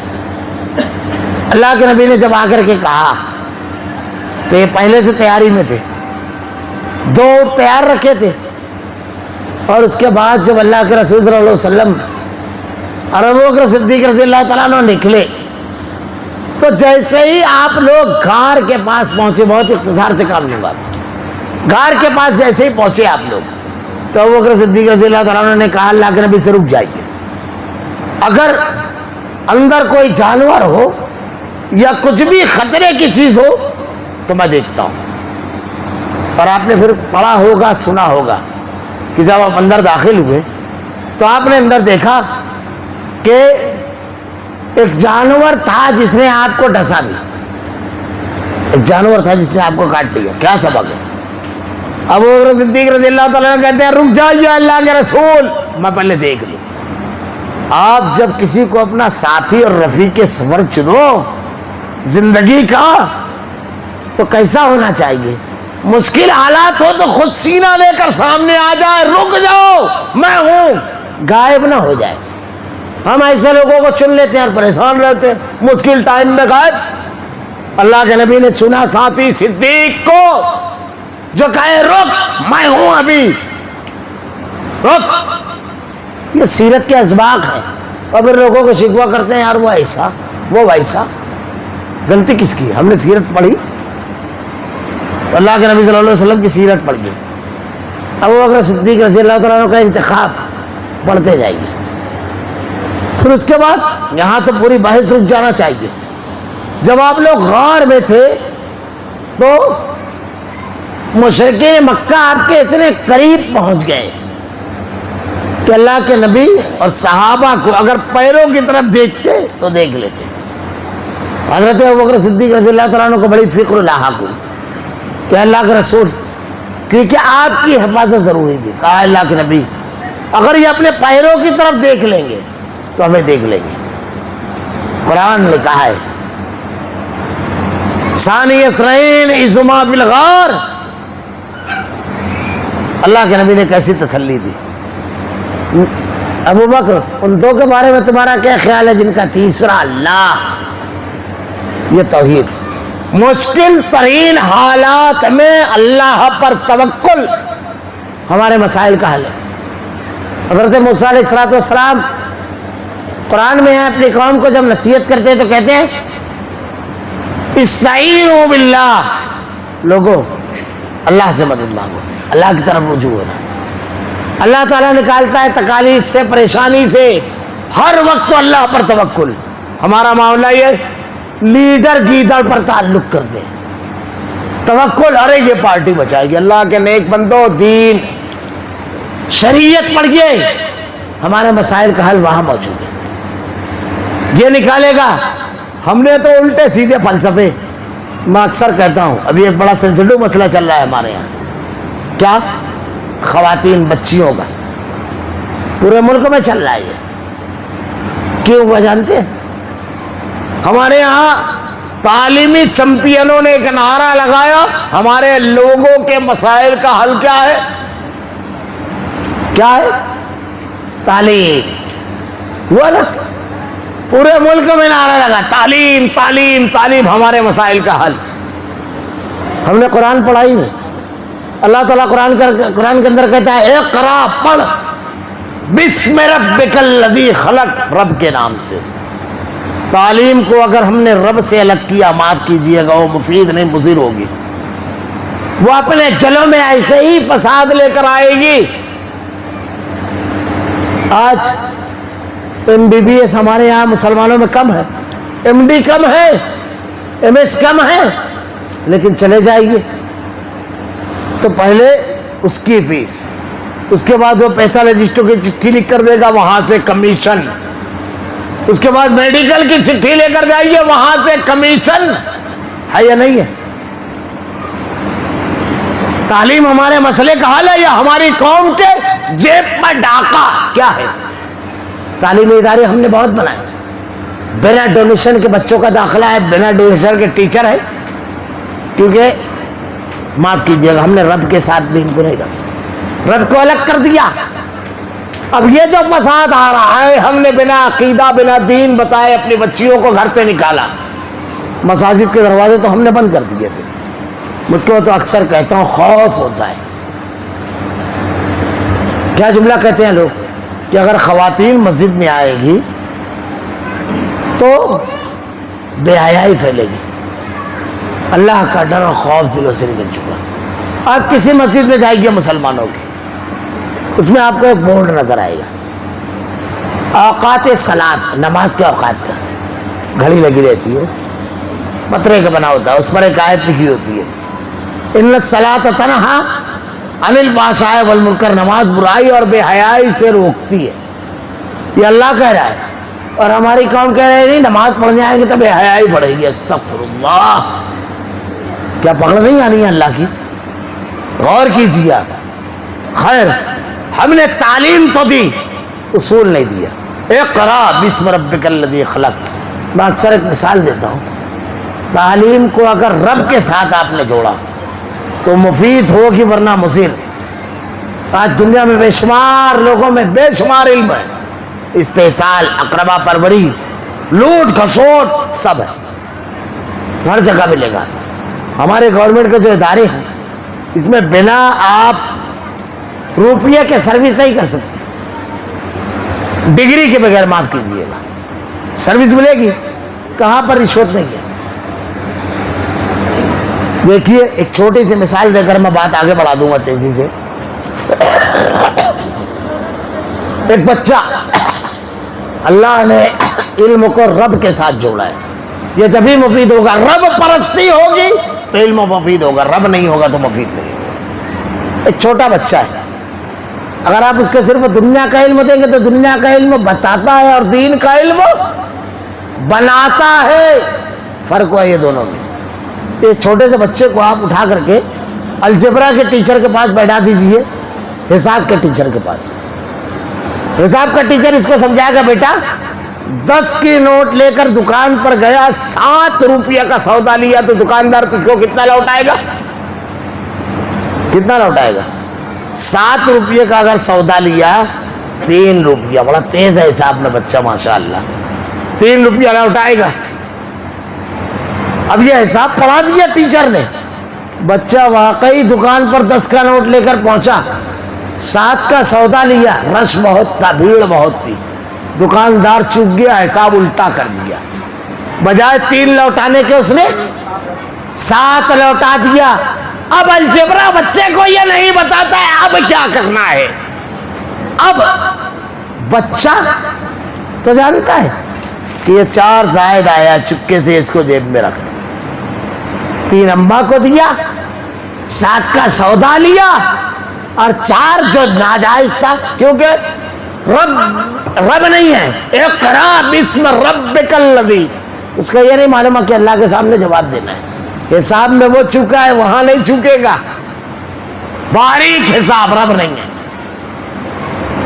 الجبرا دنیا کی تعلیم آدمی کو بتاتی ہے اور دین آدمی کو بناتا ہے. اگر بچے کے بعد دین رہے گا تو وہ ایماندار رہے گا. فوراً پلٹ کر کے 4 روپیہ دے گا, کہے گا کہ چچا آپ چپ گئے, حساب کر دے گا, بچائے گا اس کو اس کا دین. ہم نے دین چھین کر کے علم دیا. علم آپ کو بتائے گا, بنائے گا نہیں. معاف کیجئے گا, ہم اگر حفاظت چاہتے ہیں تو عقیدہ دیں, توحید دیں, دین دیں, اور جتنی ضرورت ہے بس اتنا ہی. جب کل ہم یہ واقعات پڑھیں گے کہ حضرت سمیہ کو لے کے سامنے ابو جہل کھڑا ہوتا ہے اور کہتا ہے بول, دین دے گی یہ جان. بوڑھی کمزور خاتون کہتی ہے وقت کے فرعون کی آنکھوں میں آنکھیں ڈال کر, بڑی چھوٹی چیز تو نے دین کے مقابل مانگی.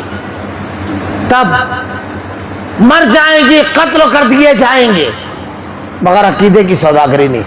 ان تک پہنچنا اور ان کو لے جانا تو بڑی دور کی بات ہے.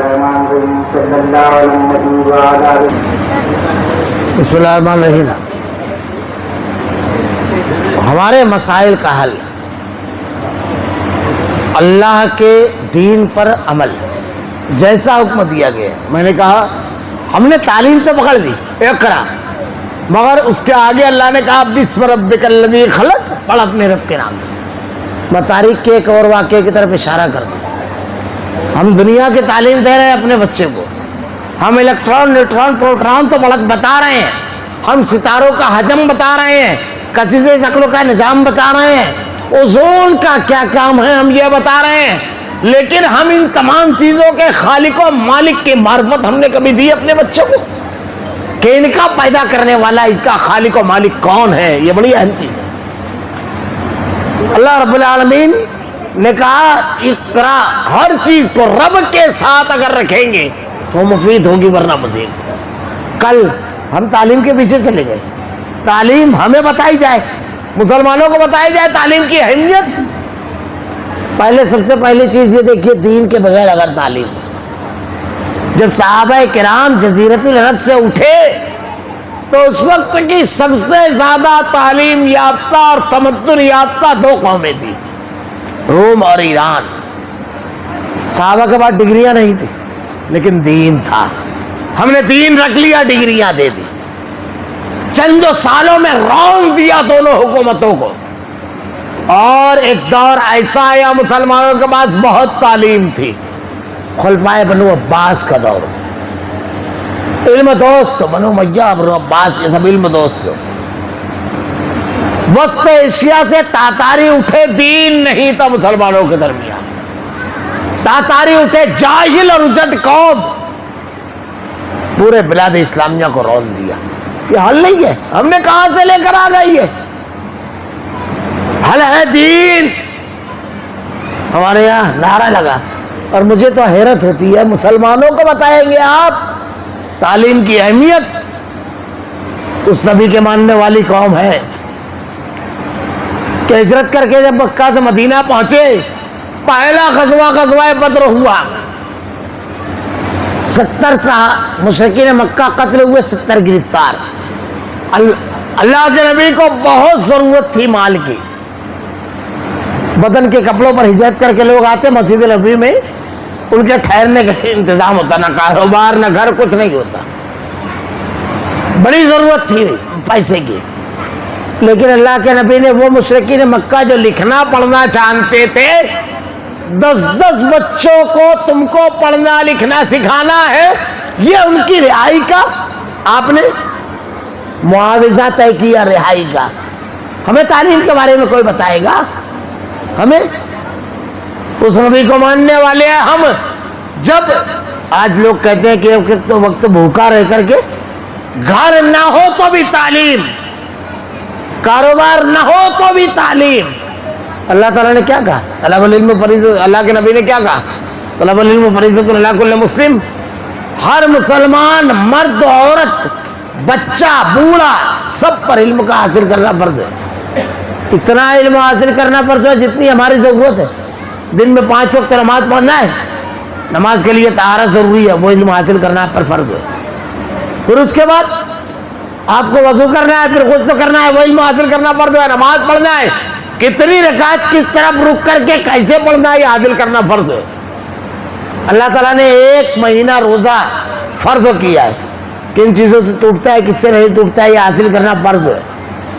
اللہ نے صاحب مال بنایا, حج پر جا رہے ہیں, حج کے احکامات نہیں ہے, کوئی مسئلہ نہیں. جتنا ہمارے اوپر ضروری ہے اتنا فرض ہے حاصل کرنا. دنیا کا کسی مذہب میں آپ نہیں بتائیں گے. علم کی اہمیت مسلمانوں کو بتائی جائے. اللہ کے نبی نے کہا بلغوا انی ولو آیا. اگر آپ کو ایک بات معلوم ہے تو اپنے بھائی تک کے پہنچاؤ. پورے معاشرے کو آپ نے استاد اور شاگرد میں بدل دیا.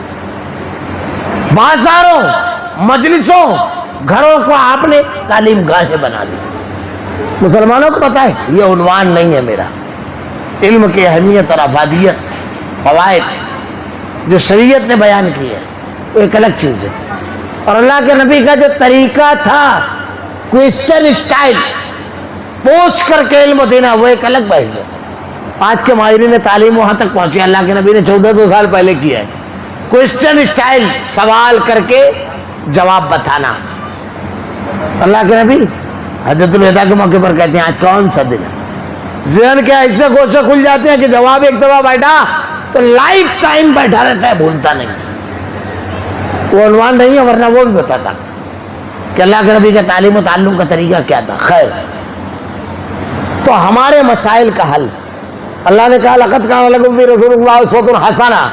ہم نے تو ضرورت ہی نہیں محسوس کی سیاست کے میدان میں اللہ کے نبی کو اسوہ بنائے.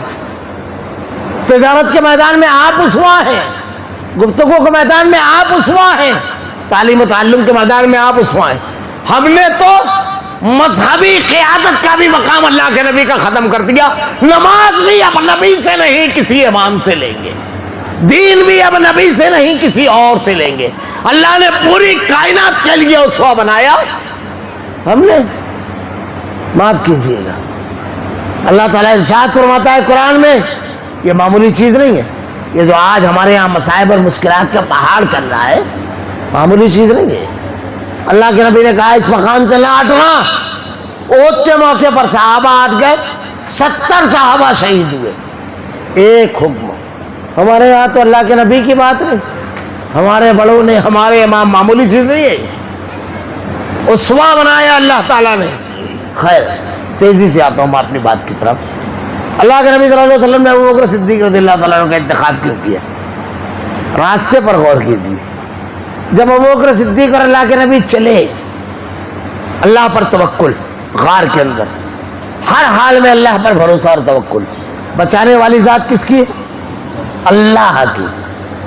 ذرا سا ایک واقعہ جو آپ نے بچپن سے سنا ہوگا, میں اس کی طرف اشارہ کر دوں, مگر ایک گوشہ اس کا کھول دوں گا بس.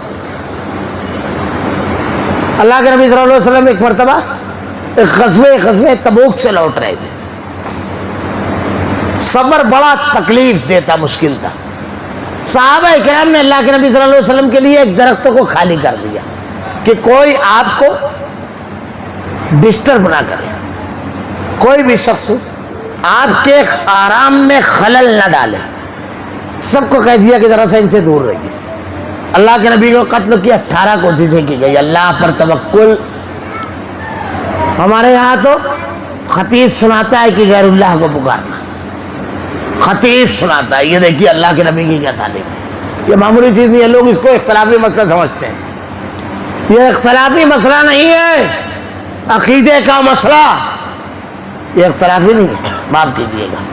اب اللہ کے نبی صلی اللہ علیہ وسلم آرام کر رہے ہیں. 18 بار جو قتل کرنے کی کوشش کی گئی اس میں ایک ہی ہے.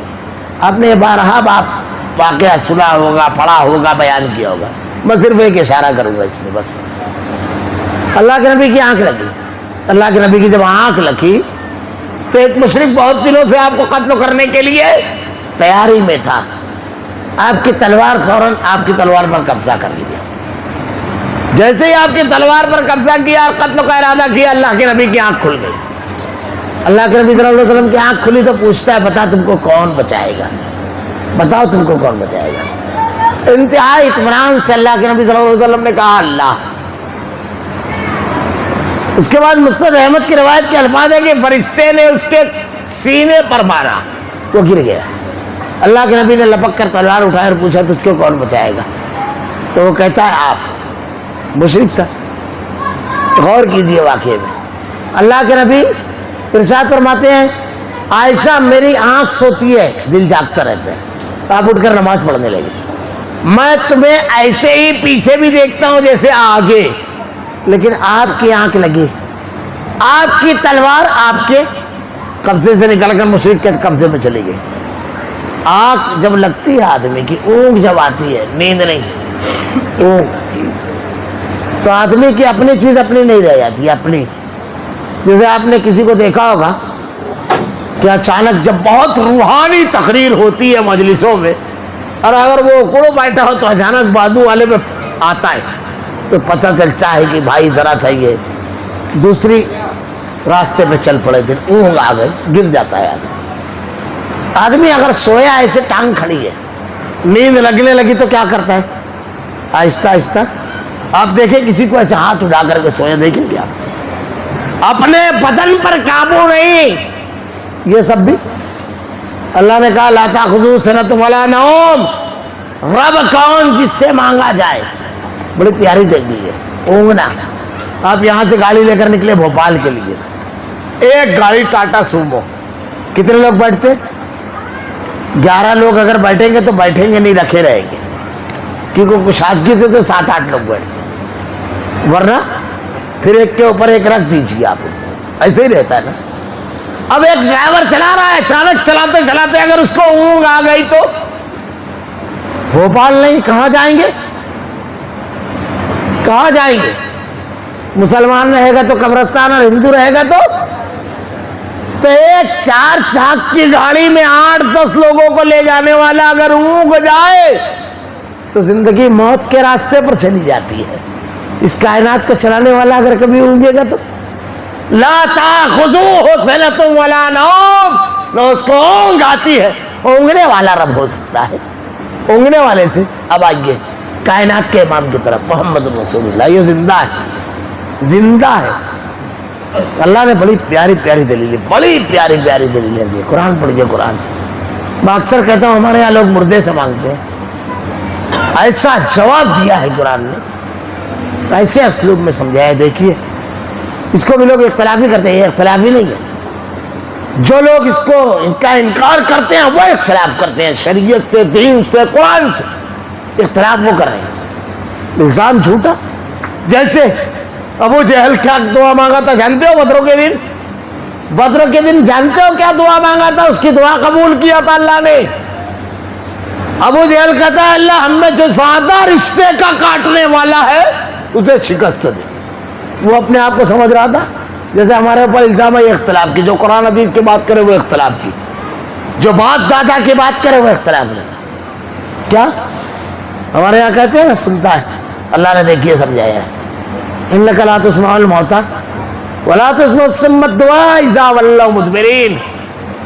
کتنا پیارا انداز ہے. بہرا آدمی جو ہوتا ہے, بہرا پورا زندہ ہوتا ہے نا, چلتا ہے, کھاتا ہے, دیکھتا ہے, صرف کیا اللہ ایک چیز اس کی مار دیتا ہے, سننے کی صلاحیت. بس کوئی سنا پاتا ہے اس کو؟ بہرے کو سنا نہیں سکتے, اور اندھے کو. میں نے ایک مرتبہ بچپن سے سوال تھا دماغ میں, ایک پیدائشی نابینا بزرگ نے پوچھا آپ کو خواب دکھائی دیتا ہے؟ بولے نہیں, سنائی دیتا. کیا کہتے ہیں؟ ایسے بہرے کو بھی ایسا ہی ہے, سنائی نہیں دیتا ہے, دکھائی دیتا ہے پھر خواب بھی. تو کوئی سنا سکتا ہے؟ کیا پیارا انداز ہے اللہ کو سمجھا, اللہ کا سمجھانے کا بندوں کو. پورا زندہ ہے بہرا, کوئی سنا پاتا ہے؟ انک لا تسمع الموتى ولا تسمع الصم الدعاء اذا ولوا مدبرین. تم مردوں کو نہیں سنا سکتے اور بہروں کو نہیں سنا سکتے. ایک آدمی پورا زندہ ہے, صرف میں نے سننے کی صلاحیت مار کے تم سنا سکتے ہو؟ جو اکھا مر گیا 6 فٹ تو گاڑ کر آیا اس پر محنت کر رہا ہے. کبھی دیکھا آپ نے کسی بہرے پر کوئی محنت کر رہا ہو سنانے پر؟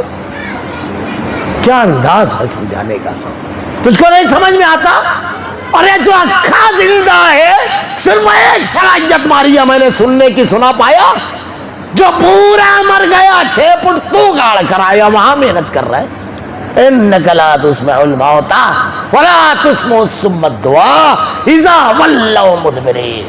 نہیں سنا قرآن پڑھیے. خیر وہ عنوان نہیں ہے. میں نے کہا تھا نا توحید. جمعہ کی نماز میں میرے لیے مسئلہ یہی تھا خطبے میں. یہاں پڑھ گئے. اللہ کے نبی صلی اللہ علیہ وسلم بچپن سے یہ واقعات ہمارے والدین بتاتے آئے. اللہ کے نبی نے اس سے تلوار چھینی, اس سے پوچھا بتا تجھ کو کون بچائے گا. اللہ کے نبی کو کیا کہتا ہے؟ آپ. اللہ کے رسول سے پوچھا تو اللہ کے نبی نے کیا کہا؟ اللہ. بس صرف ہلکا سا اس پر غور کرو, غور کیجئے, ذہن کھل جائے گا. نبی کو ماننے والا کون سا جملہ کہے گا؟ جس نبی نے کہا ہے وہ برابر. اور نبی کا مخالف جو جملہ کہے گا تو نبی کے مخالفین وہ جملہ کہیں گے. اب ذرا سا غور کیجئے. نبی سے جب اس نے پوچھا تجھ کو کون بچائے گا تو نبی نے کیا کہا؟ اللہ. یہی کہا نا نبی نے, اللہ. اب جب نبی نے پوچھا تجھ کو کون بچائے گا تو کدھر اشارہ کیا اس نے؟ کدھر؟ رسول اللہ, آپ کی طرف اشارہ کیا. آپ اس کو ہم کیا بولتے ہیں؟ کافر. جو زندہ نبی کی طرف اشارہ کرے اس کو کیا کہہ رہے ہیں؟ آپ بچائیں گے. کون کہہ رہا ہے یہ؟ اس کو ہم کیا کہہ رہے ہیں؟ کافر. کوئی مردے کی طرف اشارہ کر کے مومن ہو جاتا ہے؟ عجیب بات. جو زندہ نبی کی طرف اشارہ کر کے کہے آپ بتائیں بچائیں گے اس کو ہم کیا کہتے ہیں؟ صحابہ. اختلافی مسئلہ نہیں ہے اس میں کہ ہے کوئی جماعت والا وہ کہتا نہیں وہ کافر نہیں تھا, وہ تو رسول کی طرف اشارہ کیا. ہے کیا کوئی مرد میدان؟ میں نے کہا اختلافی مسئلہ نہیں ہے بھائی.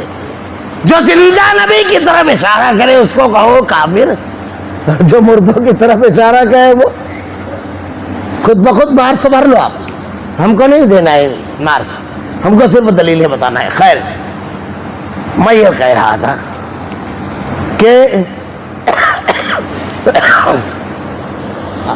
اللہ کے نبی نے توکل, اللہ پر کیسا توکل کیا. غار میں اب وہاں سے نکل لے. راستے میں ابو بکر صدیق رضی اللہ تعالیٰ عنہ کبھی آگے کبھی پیچھے کبھی دائیں کبھی بائیں ہو جاتے ہیں. اللہ کے نبی نے پوچھا ابو بکر کیا معاملہ ہے؟ کبھی آپ دائیں ہو جاتے ہو کبھی بائیں کبھی آگے کبھی پیچھے. کیا جواب دیا تھا؟ اللہ کے رسول مجھ کو جب لگتا ہے کہ آپ پر اچانک کوئی تیر سے حملہ کرے گا اور وہ دائیں سے آئے گا تو دائیں ہو جاتا ہوں. کبھی لگتا ہے کہ بائیں سے تو بائیں, کبھی آگے تو آگے کبھی پیچھے تو پیچھے, تاکہ کوئی بھٹکا ہوا تیر اگر آئے تو صدیق کا سینہ. یہ جانثاری دیکھیے اور آگے بڑھیے. اللہ کے نبی اور ابو بکر صدیق رضی اللہ تعالیٰ عنہ چل رہے ہیں. ابو بکر صدیق رضی اللہ, بس بہت تیزی کے ساتھ آ جاؤں گا. ابو بکر صدیق رضی اللہ تعالیٰ عنہ جو ہے چل رہے ہیں. ابو بکر صدیق رضی اللہ تعالیٰ عنہ سے سوال ہوتا ہے یہ تمہارے ساتھ کون ہے؟ تمہارے ساتھ کون ہے؟ ابو بکر صدیق رضی اللہ تعالیٰ عنہ سے. ہمارے یہاں ٹی وی پہ جا کر بیٹھتے ہیں نا, لمبی ٹوپی, اینکر جب پوچھتا ہے تو کیا بولنا چاہیے سمجھتے ہی نہیں. بیڑا غرق کر دیتے ہیں قوم کا. الٹا سیدھا سوال کرے گا, جواب دینے کا ہنر نہیں, مگر ٹی وی پہ آ جائیں یہ تو بڑا شوق رہتا ہے. اور بیچارے اتنے اونچے لوگ ہیں کہ بغیر وضو نام لیے تو پھر کفارہ دینا پڑے گا, ایسے ہی کچھ ہوگا نا. خیر ابو بکر صدیق رضی اللہ تعالیٰ عنہ سے کیا سوال ہوتا ہے؟ تمہارے ساتھ کون ہے؟ ابو بکر صدیق رضی اللہ تعالیٰ عنہ کہتے ہیں کہ یہ مجھ کو راستہ بتاتا ہے. ذرا سا غور کیجئے, یہ مجھ کو راستہ بتاتا ہے. اللہ کے نبی صلی اللہ علیہ وسلم کے بارے میں کتنا محفوظ جواب دیا. اب سامنے والا یہ سمجھ رہا ہے کہ ایک شہر سے دوسرے شہر کا راستہ بتا رہے ہیں, اور ابو بکر صدیق کیا مراد لے رہے؟ کیا مراد لے رہے؟ آخرت کا دین کا راستہ. تمہارا اسپیکر اتنا ذہین ہونا چاہیے, کتنا بھی سینسٹیو سوال ہو جواب نکال دے. اللہ کے نبی نے اپنا اسپیکر جو رکھا تھا ایسا ویسا نہیں رکھا تھا, سوالات آئیں گے اس قسم کے. اس راستے میں جانثار ایسا چاہیے, اسپیکر ایسا چاہیے. ہم لوگ مسائل ہمارے سیرت چھوڑنے پر ہے. سیرت اللہ کے نبی کو چھوڑ کر سب ہم نے پکڑ لیے. ناقص شخصیات کو رہبر اور رہنما بنو گے, نواقص میں زندگی گزارو گے. کامل ذات کو جب اپنی رہبری اور رہنمائی کے لیے منتخب کرو گے تو سارے مسائل حل ہوں گے اور آگے بڑھ گے.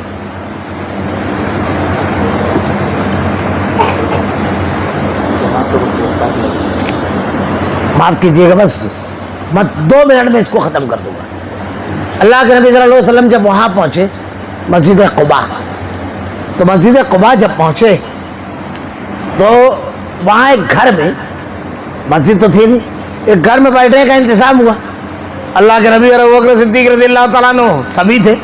اب ابو بکر صدیق رضی اللہ تعالیٰ عنہ اللہ کے نبی سے 2 سال چھوٹے تھے, لیکن آپ کے اوپر بزرگی زیادہ ظاہر ہو گئی تھی. جو بھی آئے آپ کو اپنا رہبر رہنما اور نبی سمجھ کر کے مبارکباد دے جانثاری کی بات کرے. خاموش بیٹھے ہیں دونوں. کبھی آپ نے غور کیا, پورا گھر بھر گیا. جب دھوپ اوپر چڑھ گئی تو ابو بکر صدیق رضی اللہ تعالیٰ عنہ نے چادر ٹانی. لوگ دوڑے اللہ کے نبی کی طرف. ارے رہبر اور رہنما تو یہ ہے, یہ تو غلام ہے. کیوں ابو بکر صدیق نے کچھ نہیں کہا رضی اللہ تعالیٰ عنہ, اور اللہ کے نبی نے. آنے والے بالکل نئے تھے. اگر دھوکے سے کوئی حملہ ہو تو صدیق کا سینہ ہو. جب دیکھ لیا سارے کے سارے جانثار ہیں تو اٹھ کر غلامی کا اس طرح اعلان کیا.